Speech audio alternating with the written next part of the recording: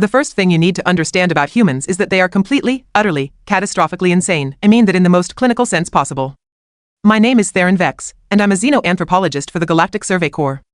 23 cycles of higher education, 16 published papers, 3 commendations for excellence in field research. I've studied over 47 sentient species across 12 sectors. I thought I'd seen everything, then I got assigned to monitor subject designation. Marcus Webb, IT started 47 planetary rotations ago, when we detected an unauthorized distress beacon in the Krell Expanse. The Krell Expanse, for those fortunate enough not to know, is a Class 9 death world. That's not hyperbole. That's the official designation. Class 9 means the mortality rate for survey teams exceeds 98% within the first solar day. Nobody goes to the Krell Expanse. Nobody, except, apparently, one human cargo pilot whose navigation system decided to have what he later called a complete mental breakdown at the worst possible moment. When we picked up his distress signal, I volunteered to monitor the situation. Professional curiosity, I told myself. The human had approximately 6 hours before something on that planet killed him. Predators, toxic atmosphere, carnivorous plant life, geological instability, take your pick. I figured I'd observe his final moments, gather some data on human stress responses, write a paper. That was 47 days ago. Marcus Webb is still alive. Thriving, actually.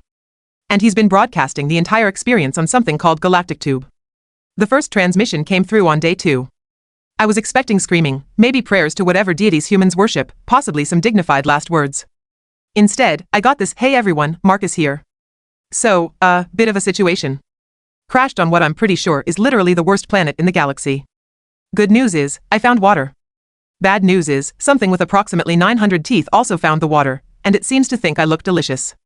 But hey, subscriber count is up, so that's cool, right?" He was smiling.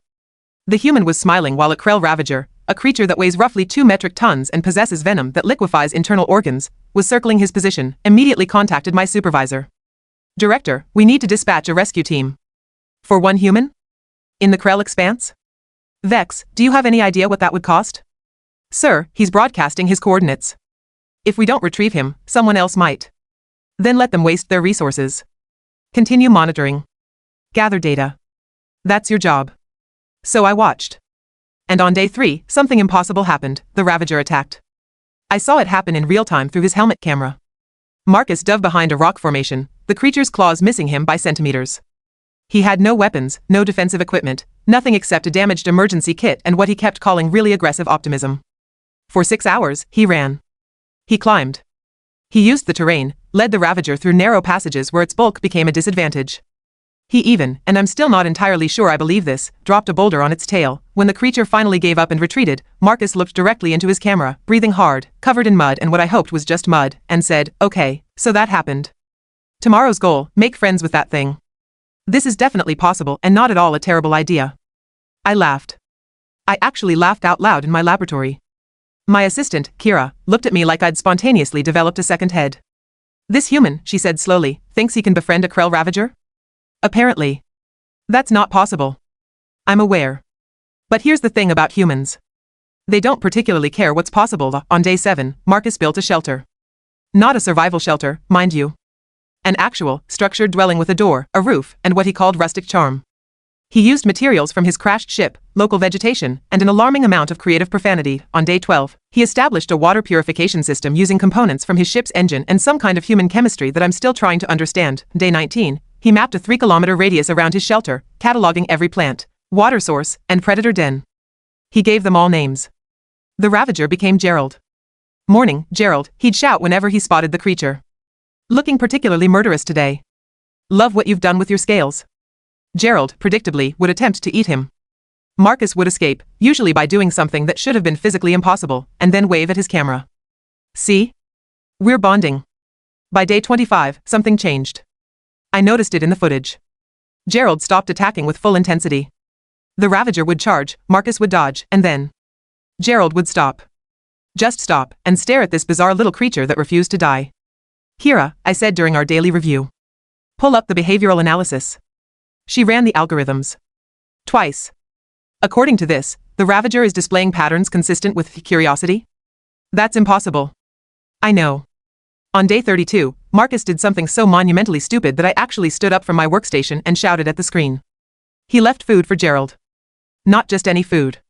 Meat from a Krell stalker he'd killed using a spear he'd made from ship debris. He killed a stalker. With a spear. For fun. Well, for food. But also seemingly for fun, Gerald took the offering. Sniffed it. Ate it. And then, instead of eating Marcus as an appetizer, the Ravager settled down approximately 15 meters away and went to sleep. Did that just happen? Kira whispered. I don't know, I admitted. I genuinely don't know anymore. The human's broadcast subscriber count was now in the millions. Apparently, half the galaxy was watching this insanity unfold in real time. The comments section was a war zone of debates about human psychology, death world adaptation, and whether Marcus was the bravest being in the universe or just terminally stupid. Personally, I was leaning toward both. On day 40, Marcus walked right up to Gerald and sat down. Just sat down, 3 meters from a creature that could bite him in half, and started talking. So, Gerald, here's the thing. I know you're supposed to eat me. That's your whole deal, right? Apex predator, top of the food chain, very impressive. But consider this alternative, what if we didn't do that? What if instead, we formed an alliance? Mutually beneficial relationship? I find food, you don't eat me, everyone wins. Gerald stared at him. Those massive, reptilian eyes that had witnessed the death of countless creatures, fixed on one small, fragile human, and then Gerald laid down completely. My laboratory erupted in chaos. Kira was frantically running scans, checking for pheromones, chemical signals, anything that could explain this. Other researchers crowded around my screens.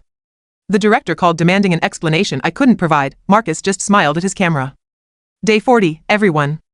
I think Gerald might actually like me. This is either the best or worst decision I've ever made, and statistically, I've made a lot of bad decisions, so that's really saying something. Over the next week, I watched a human and a Krell Ravager form what could only be described as a friendship. Marcus would hunt, Gerald would protect the shelter. When a pack of stalkers attacked on day 45, Gerald defended Marcus with what I can only call ferocious loyalty. The human actually rode on Gerald's back during the fight. Rode him. Like some kind of ancient Terran cavalry unit, today is day 47, and I'm writing a report that my career may never recover from. The title, Observed Impossible Interspecies Bonding Between Human and Class 9 Apex Predator, a case study in why humans terrify me.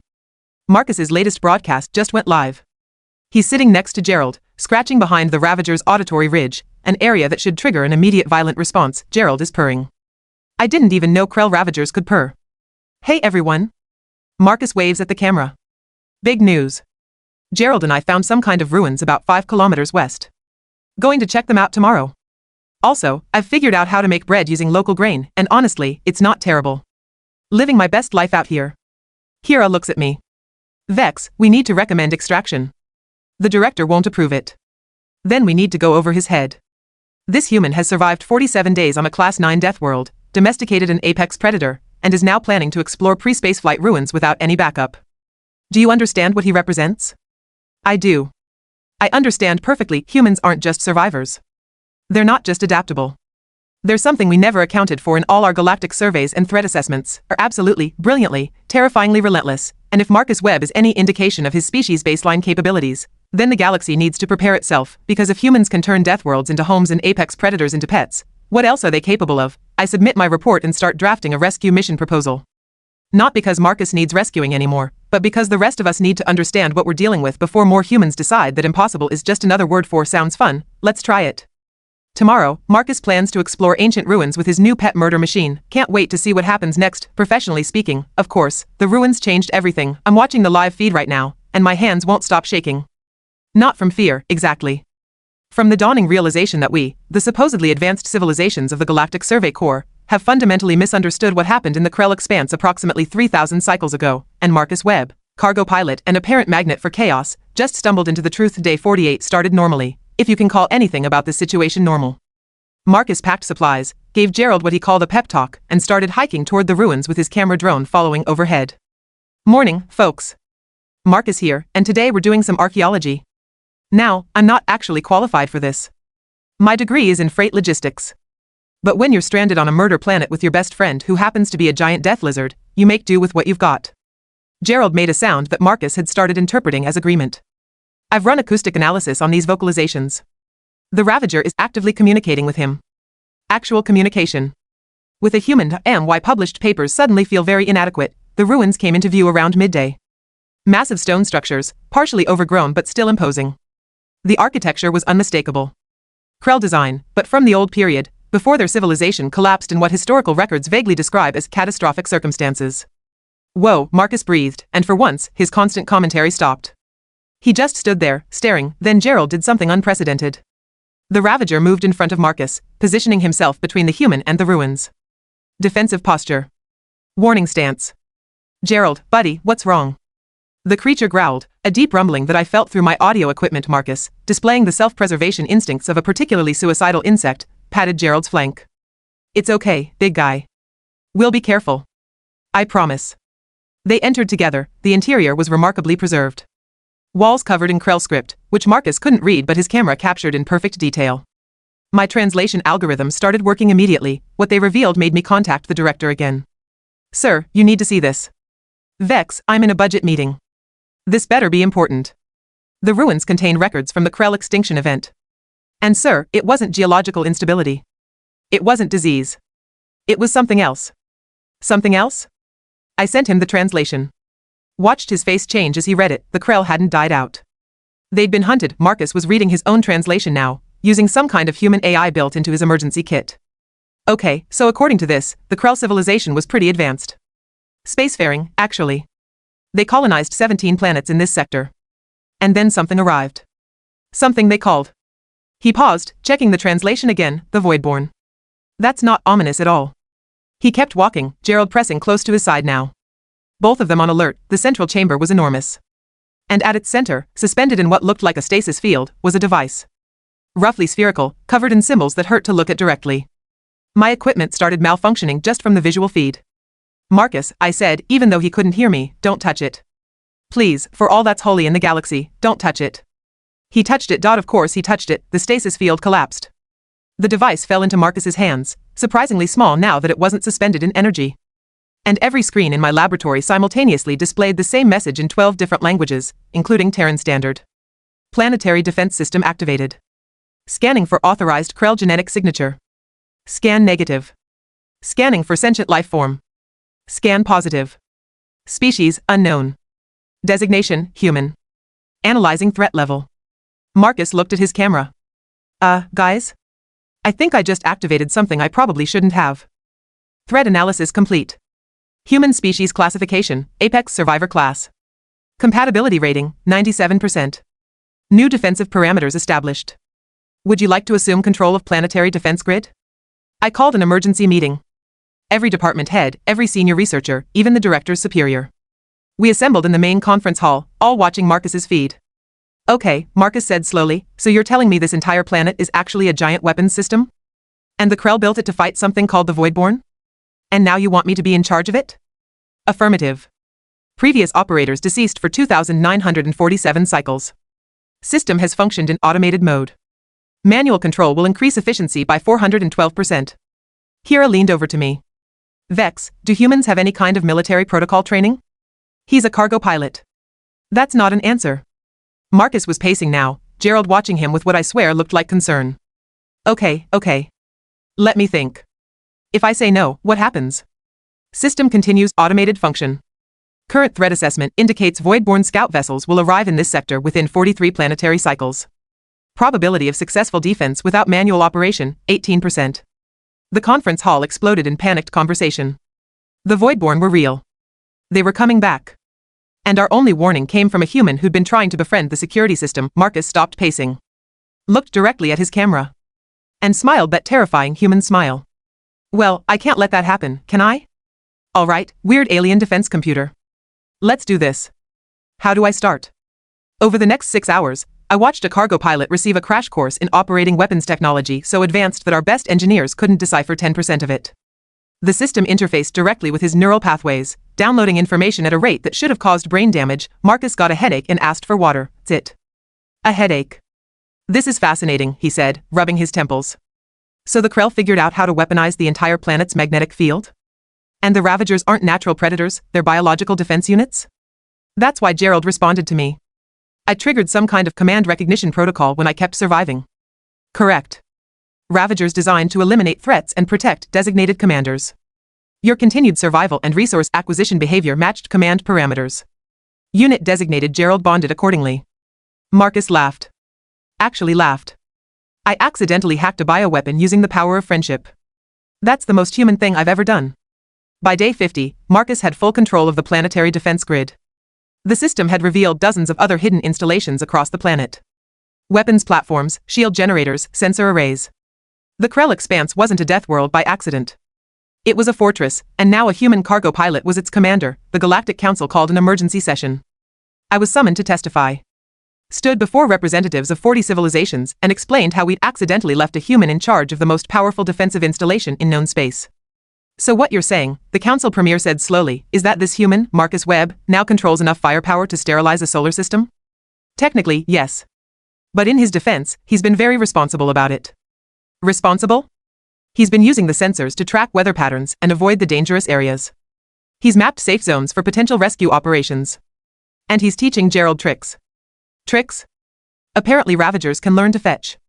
Who knew?